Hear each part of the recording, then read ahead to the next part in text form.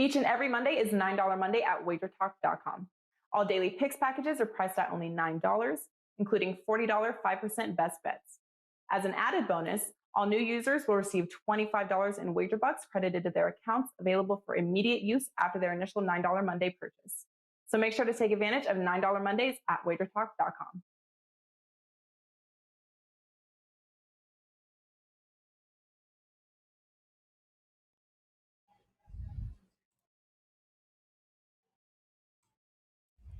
Welcome into First Pitch, WagerTalk's premier MLB betting show for Monday, August 2nd. Welcome to August, guys. We're ready to stack up the units this month. I am Drew Martin, your host, alongside Marco D'Angelo and Tony Finn of WagerTalk.com. Excited to break down the card with these two guys, two of the best in the business, and breaking down these games. 4 games, best bets at the end. That's the schedule for today's show. First up, Marco D'Angelo. Guys, check him out, WagerTalk.com, hitting 64% since the All-Star game, and he's got a super system play for $9 Monday. Good analysis there. Marco, welcome into the show. How you feeling this morning, buddy? Drew, I'm doing double duty here today. I was on Wager Talk today an hour ago, and pinch hitting, got the late call from the bullpen to sub for Steve today, and looking forward to it. I'm used to Thursdays with you and Dave, but I get to spend Monday morning with Mr. Tony Finn. That's always fun for me, and looking forward to it. I think it's the first time Tony and I has been on a show that in quite a while, so this should be fun.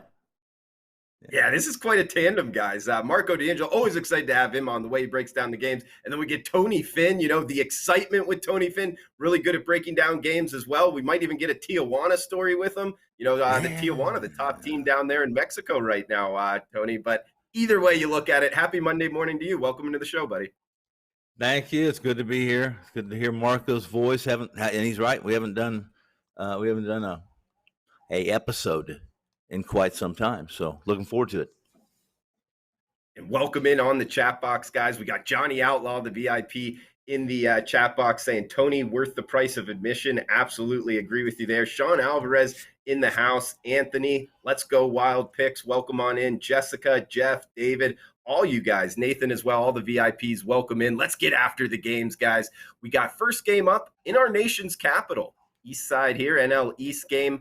Marco, we get Suarez going for the Phillies, the 25-year-old Venezuelan. Never more than 3 innings, though, doing the research here, Marco. So it's kind of a bullpen game, which can be a question mark here for the Philadelphia side for sure.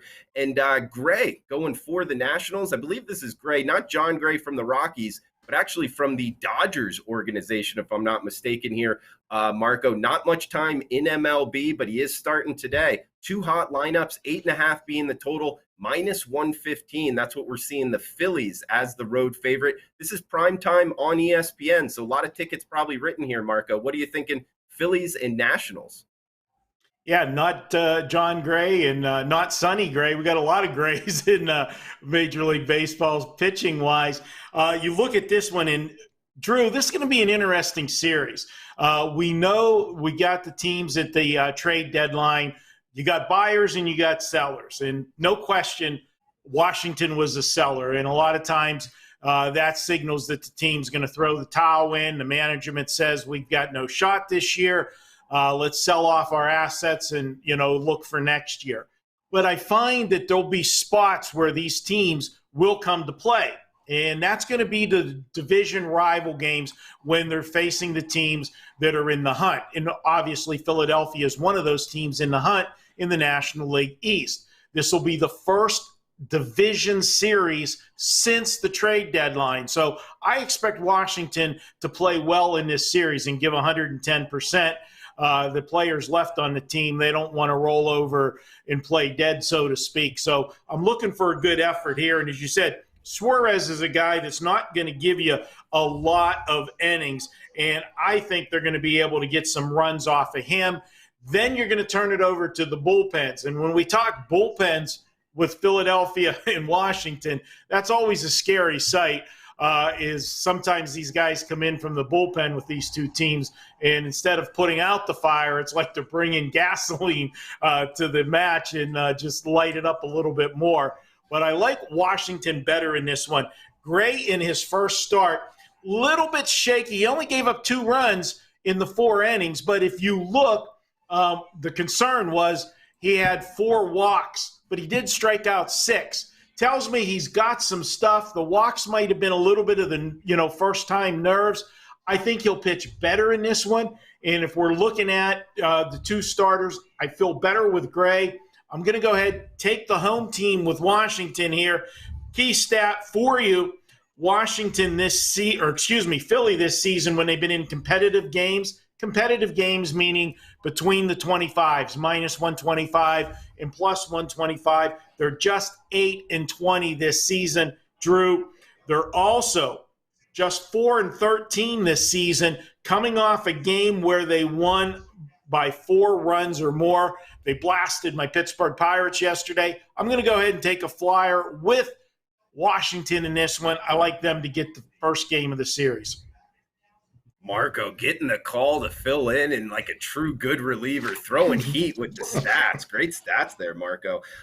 2 that I think actually have some play here. And, Tony, coming to you next, Marco brought up a bunch of good stats, but one thing, and I agree with Danzo in the chat box, Washington pulled the plug too soon is what he's typing in. I agree. I mean, they're only 3 games back from Philadelphia, and they're making trades here. As the underdog at home, their lineup's hot right now. I mean, this kid Gray, I think he's got stuff that plays in MLB. I like the underdog as well. What do you think of tonight in the nation's capital? Well, no, I wouldn't argue with anything Marco said. Wouldn't argue with what you just reiterated too. The fact is, listen, Gray, there's a lot of question marks on Gray. 2 starts. Are they starts? Well, I think they were both short of 5 innings that I looked at when I viewed him this morning, and those are his 2 big league starts. The Dodgers, he was in the top 100 prospect list for the Dodgers, which I think probably translate to being maybe a shorter list for most clubs because the Dodgers have a B load of prospects, period. And Suarez, listen, he was at one point in time, I believed he was going to be the closer for the Phillies. He'd done a pretty good job. He was actually perfect in his close attempts through the middle of July. I think a couple Saturdays ago he blew his first save, which now made Brad Lidge the only perfect closer in Philadelphia history after Suarez blew his save. This is a game I'm not on. This is a game I kind of passed right over. However, everything you guys have said is spot on. It's accurate. And if I'm going to be on a team here, listen, I can't put arms around Philly. Really. I mean, 1 minute I think they got a chance to catch the Mets. The next minute they can't score against a AAA pitcher. Then they go yesterday come out and blow the doors off a game again, and they're 3.5 out behind the Mets. So who knows? I'm surprised that they're putting Suarez in there. So I'm going to agree with you guys. I think it's a bullpen game, and I think it's a game that they're going to struggle to win against Gray and Washington. I'll take Washington on the flyer.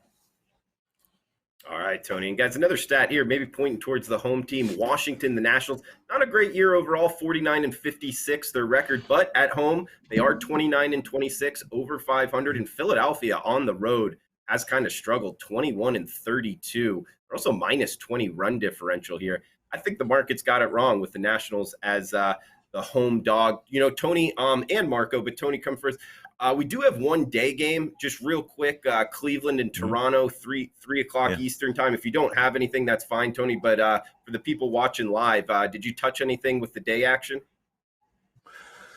I didn't because I don't. Let's put it this way: if I'm going to touch anything in this game, it would be all weekend long. When the Jays returned back to old Skydome, Rogers Center now, I played the under. All 3 games, I thought the numbers were really high, especially on Friday night, 11 almost, 10.5, did come down to 10. And then you saw on Sunday, they opened this. I tried as hard as I could to get an overnight on that from 10. I saw the 10, all of a sudden it's 8.5. I still played them at 9, got under, but I don't. I would be under. I still think that I'll take Cleveland not scoring against Ray. I like Ray against this left-hander. Morgan's the one who would give up runs, and as explosive as Toronto is, I'd still be under that 9.5 that you can get on the board, even not knowing the umpire. Okay. And Marco, we're seeing minus 250 for the Blue Jays. That's kind of difficult to lay, especially because the Blue Jays were good in their Florida home and their Buffalo home. That's what makes me think there's not going to be too much of a bounce with them actually playing in their real home north of the border. But seeing a total of 9, do you think there's anything here, side or total in the day action? I actually covered this game on Wager Talk today, and I gave the over in this game. I don't want to step in front of Toronto right now the way they're playing. And, they got that, extra jolt, coming back home, their real home, and they've won 4 in a row. And the last 4 games, they've outscored their competition 28-6, Drew. And Eli Morgan for Cleveland, this guy has just been either a human pinata. He's got an ERA of 7.47 and a whip of 1.37. But here's the stat. Everybody's talking about Ray, and that's why the line is so high. In Ray's career, when he's coming off a game where he gave up 0 or 1 run, his very next start has gone over the total 20 of 28 times, Drew. So with a hot lineup like Toronto, it's Canada Day, north of the border. That's why it's a day game and everything else. I think the excitement.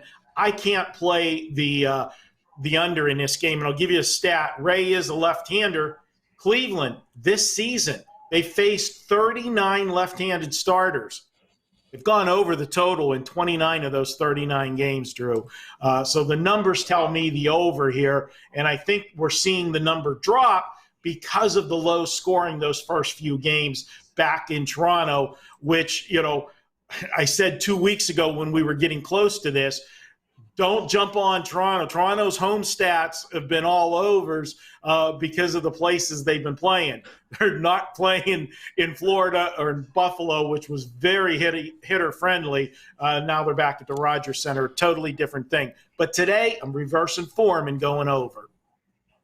All right, good stuff there from Marco D'Angelo. And happy Canada Day to our watchers north of the border. Nice neighbors up there. And also welcome in Bronx, saying Alaska is in the house. Watching from Alaska, always appreciate that. Let us know where you're watching from out there. First pitch, guys, each and every day, Monday through Friday, right here on the Wager Talk YouTube channel, 1:45 Eastern start time. Tony, second game up here on the night slate, Seattle and Tampa Bay, the Rays. We're seeing Chris Flexen versus Michael Wacha here, -200 favorites now. The Rays, as they have taken some money throughout the day.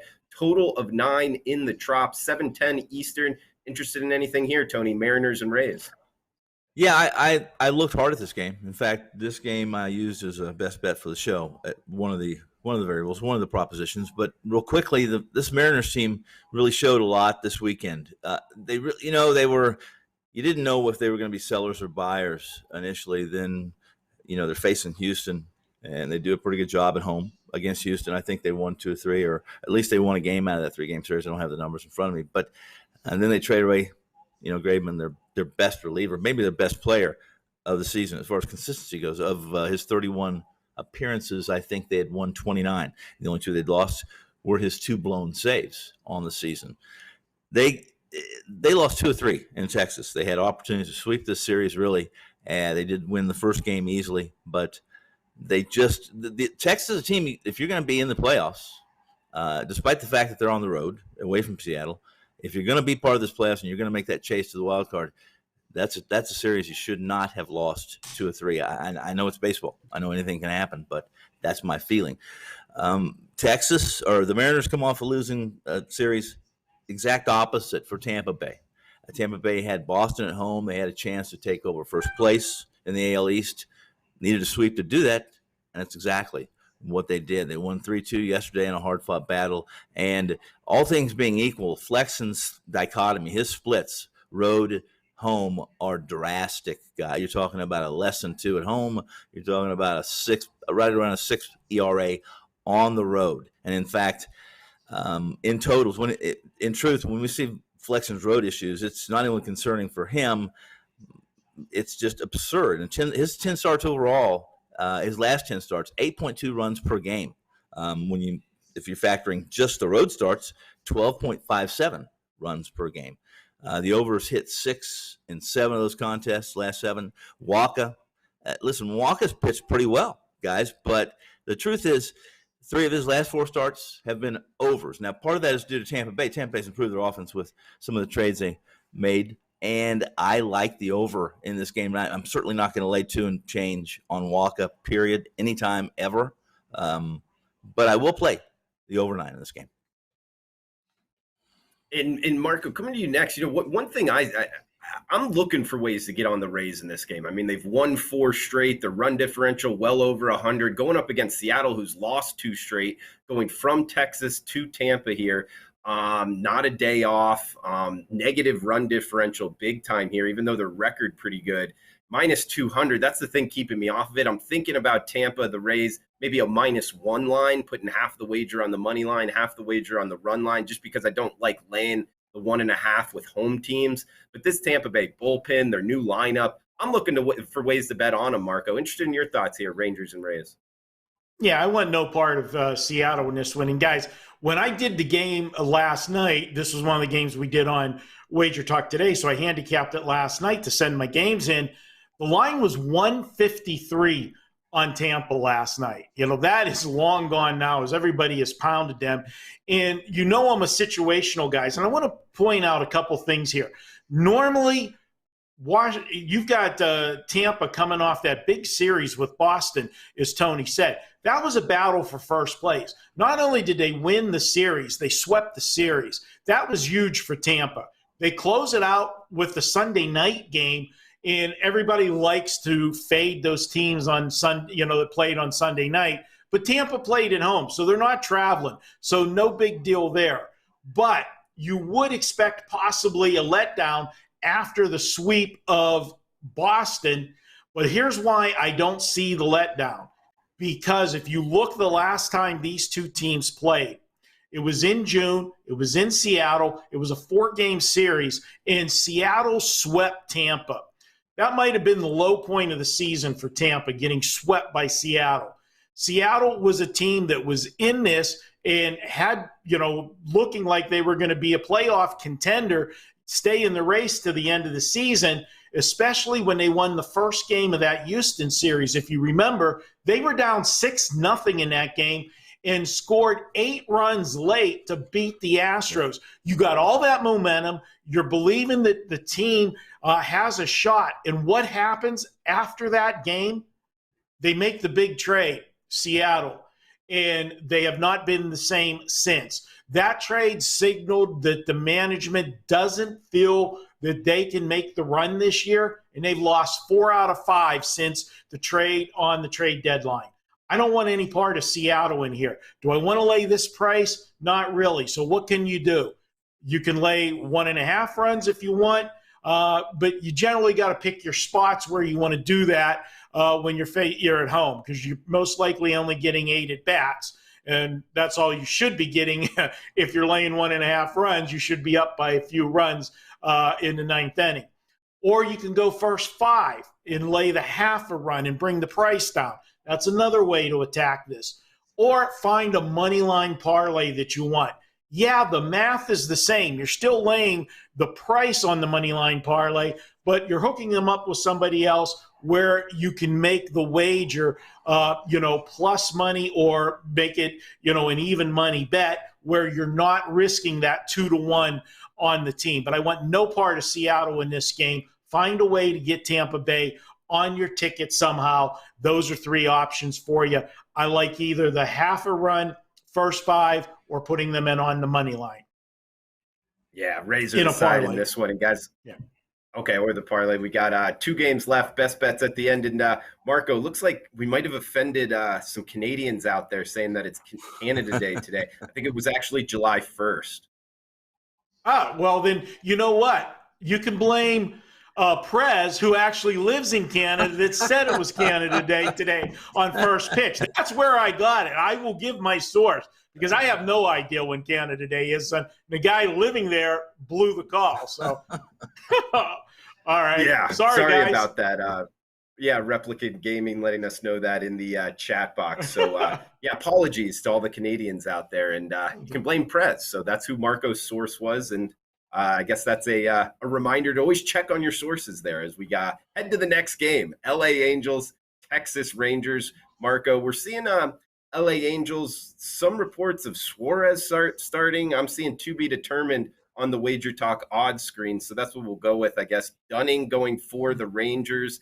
Of course, I'm not seeing a line here, although I just checked it. DraftKings does have minus 140. That's the Angels. So I guess we can bet it action right now. Angels minus 140 as we're talking live, 8:05 Eastern here. You liking anything Angels and Rangers, Marco? Yeah, the first thing I'll say to you, Drew, and you said bet action here. Anytime you get a game involving Joe Madden as the manager and they're playing around with waiting to name the starter, always go action with Joe Madden because Suarez is probably going to be the starter. If he is not the starter, what I would expect Madden to do, which he has done so often, is he sends somebody else out there as an opener who will pitch that first inning. Then he'll make the change and flip the lineup with the lefty-righty scenario. So Suarez will get the bulk of this game, in my opinion. With that said, I want to go against the Angels. I don't want any part of them right now. This is a team that's having problems scoring runs. In the last 4 games, Drew, just 4 runs total. Now, granted, that was against the Oakland A's pitching staff, which we know there's some good pitchers on that staff, and they handcuffed them. I expect the Angels to find some more runs in this game, but I also expect Texas to get their share of runs. Dane Dunning's on the mound for him, and although he's only given up 5 runs total in his last 2 starts, the only concern I have with him is those last 2 starts, he's only had a total of 5 strikeouts. And if you look at his numbers for the season, this is a guy that was averaging a strikeout per inning. So in those last 2 starts, he pitched a total of 11 innings. He didn't give up a lot of runs, but he should have had 10 or 11 strikeouts for those 2 outings, and he only had half as much. So that might be a warning sign there. With that said, I can only go 2 ways here. If I take the total, I'm going to lean to the over. But if I take the game, I got to go with Texas. And I think the Angels got to be deflated after that series with Oakland. You play Oakland for 4 games. You have a chance to make some noise, maybe get yourself back in the race for a wild card, and they end up losing 3 out of 4 and really get beat up pretty good in there. They couldn't score the runs. I'll take Texas and Dunning in this one. I expect the bullpens to be involved in this one. I don't expect either pitcher to go deep into the game. And when we go to the bullpens, clearly Texas has a big advantage over the Angel bullpen. In my opinion, I'll take Texas. Yeah, a lot of good points there. And Tony, coming to you next. I mean, Marco hit on a lot of this, but the Angels a bottom 5 lineup right now in terms of weighted runs created plus the last week. Bottom 5 bullpen by almost every metric you can go by. The Rangers going to have the advantage bullpen-wise here. And the Rangers, when you're looking for ways to bet them, other than just not wanting to lay it with the Angels right now, they are 25-27 at home. And this is a team that's 13-40 on the road. So they're playing better baseball at home. We're getting them at home here. Dunning hasn't been bad this season. I mean, if you're ever going to bet the Rangers, tonight might be the night, Tony. Yeah, listen, the way I wanted to approach this game, or the way I would approach this game, is a bit contrary to Marco's, only because I would have looked towards the under for several reasons. One, because of Texas, who they've traded away. And in fact, I agree with you guys that this Texas bullpen was better than the Angels. But then they get rid of 2 of their, not that Ian Kennedy is going to be in the Hall of Fame someday, but when you're Ian Kennedy's your closer, your bullpen had to have some holes in it, and it did. So let's go with the fact that Suarez is going to be the pitcher, and that we are going to get essentially a bullpen game with Suarez, seeing that you're looking at 3 innings at most probably from him, and Dunning, who averages just about 5 innings per start. This is a guy that doesn't strike, as Marco said. I think his strikeouts per inning was a little bit inflated. This is a guy that won't strike out a ton, but he has a good strikeout to walk ratio. He's not going to, he's not the one that issues free passes on a regular basis. Low 90s fastball, a guy that gets a ton of ground balls, guys, over 50% ground ball rate. So if he does that, he can get his 5. the Angels do what they're supposed to do and really confuse a already confused Texas lineup, then I would be the issue here is we don't have a number on the game. DraftKings showing a 7.5. I'd be really surprised if the total's 7.5 in this game. And if it's 7.5, I'm certainly not under. But 8.5 or more, I'm on the under in this game, and I may not get that. All right, Tony, we got one game left. It is the nightcap on the card here. So last game on the card, last game for the show. We get the San Francisco Giants, Arizona Diamondbacks here, Tony. DeSclafani going for the Giants. I'm seeing Widener for the D-backs, 9.5 being the total, minus 200. That's what the Giants are as the road favorites here. I mean, Tony, one thing I've noticed here, the Arizona Diamondbacks, man, this is some bad baseball. 33-73. That's the worst winning percentage, on pace to be the worst team in MLB since 2019 Detroit that went 47-114. So this is not good baseball here in the desert. I don't know. What are you thinking tonight, Giants and Diamondbacks? No, and with that, it really kind of deflates what I want. I wanted to say, hey, listen, Widener and Arizona they're being underappreciated, undervalued to some degree. It's not necessarily true. I mean, we can use some surface numbers on Widener that would dispel anything I'm about ready to say. Although, listen, Widener was a guy a couple of years ago that they were really high on. I mean, he's a guy that they thought was going to be a big part of the rotation. He has a dynamic fastball, can reach 98. He had a 20.2 inches of a vertical break on it and a 4.9 relative height. His metrics were really, really good. He had a great differential between his fastball, and he threw a decent change. And that's, in my opinion, the most important pitch in baseball. However, he recently suffered an injury, and he's come back and started twice off the IL. Both times have been really bad. He's given up over 5 runs. 5 earned runs in both of those starts. Before that, listen, there's a lot of streaks. Look at Widener. He had a ton. He had 2 games in April where he gave up no earned runs. San Diego, and I don't recall what the other one was, but against San Diego on the road with 6 scoreless innings. He hasn't shown that recently. He is playing San Francisco. They're playing really well. They're getting most of their runs by long ball. Widener does give up the long ball. And despite the fact that AD was not good in his last start, his career numbers against his current Arizona lineup are over the top good. They, almost 100 official at bats. They have a 117 batting average. It's hard, very, very hard not to like San Francisco. I'm not laying that number. I would probably go with some alternative lines, the run line per se. Yeah, it is the away team. Maybe that would point towards the run line here, Marco. You are what your record says you are, quoting Bill Parcells here. And we get the number 1 record in baseball, winning percentage, San Francisco Giants, at the worst record in baseball, going back multiple years now with the Arizona Diamondbacks. I like the Giants here. I agree with Tony, though, Marco, minus 200, a little bit too steep. I would look towards the run line. What are you thinking tonight in the nightcap? Well, Drew, I'll save us a little bit of time and tell you this is my best bet. So we'll break it right down. And I'm going to lay the 1.5 with San Francisco because they are on the road. We are guaranteed to get those 9 at bats. And anytime you get an extra shot at the Arizona bullpen, that's a plus EV situation because they haven't been getting many outs.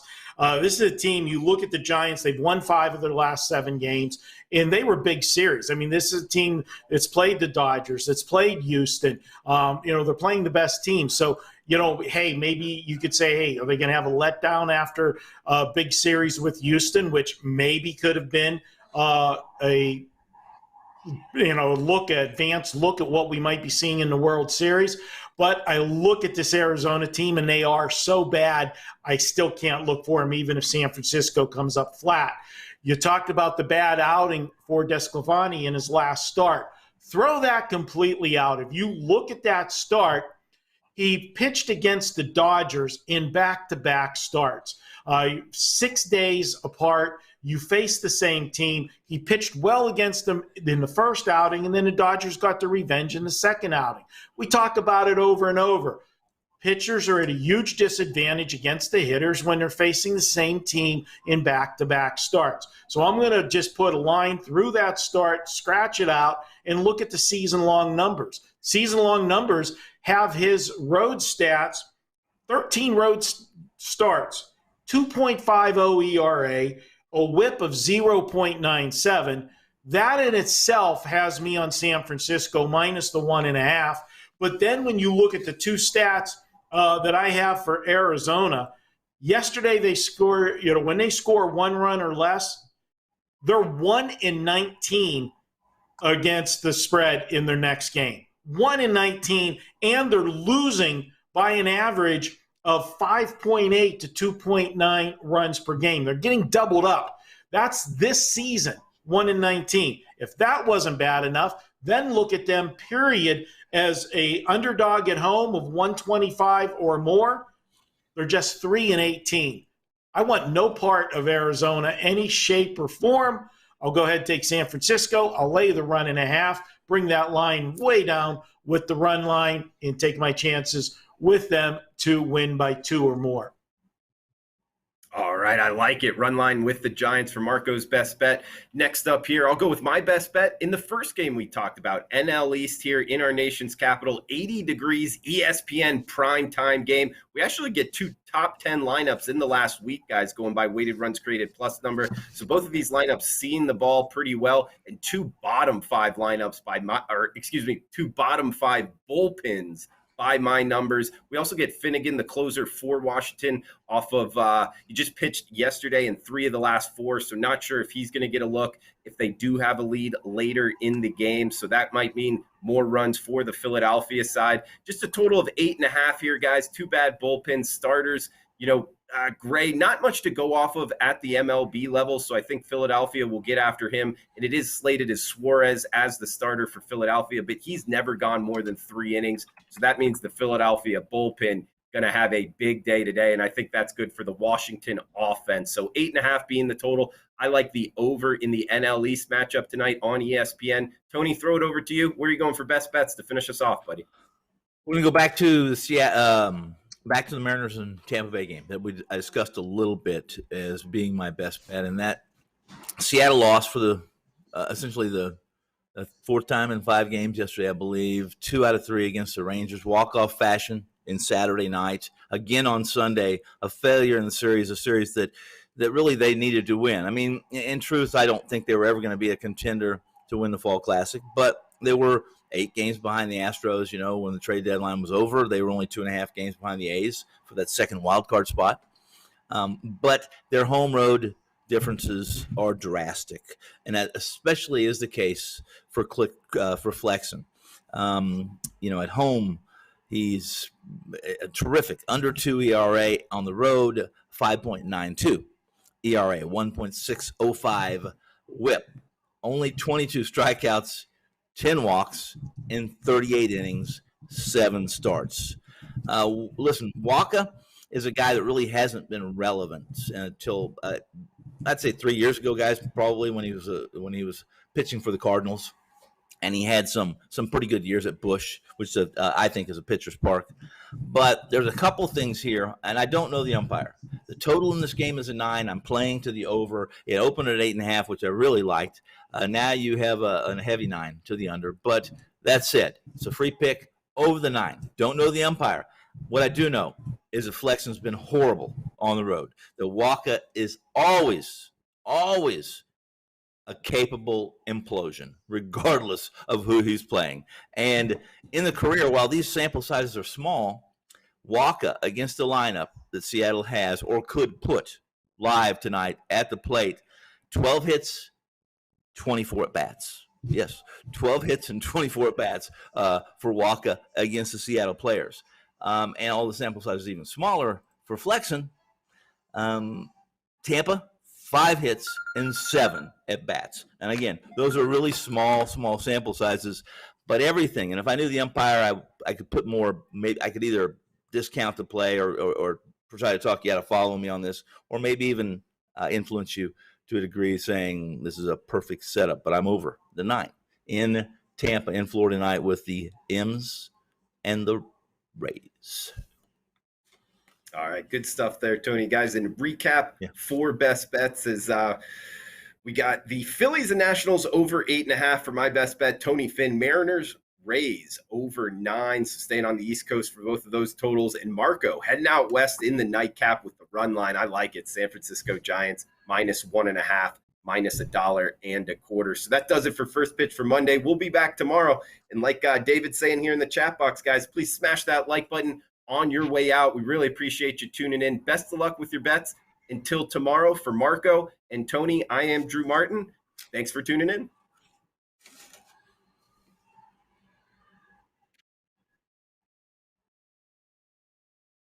Matt Joseph easily took the 2020 college football crown at Sports Memo, picking up plus 71% in profit for his clients, winning 62% of his college selections with a final record of 98, 59, and 3. For unlimited time, you can get the first 4 college football weekends starting on Saturday, August 28, 2021, and running through Saturday, September 25th, 2021, for only $149 versus a regular price of $330. As an added bonus, we'll include any NFL side, total, or prop plays Matt releases during this time at no additional charge.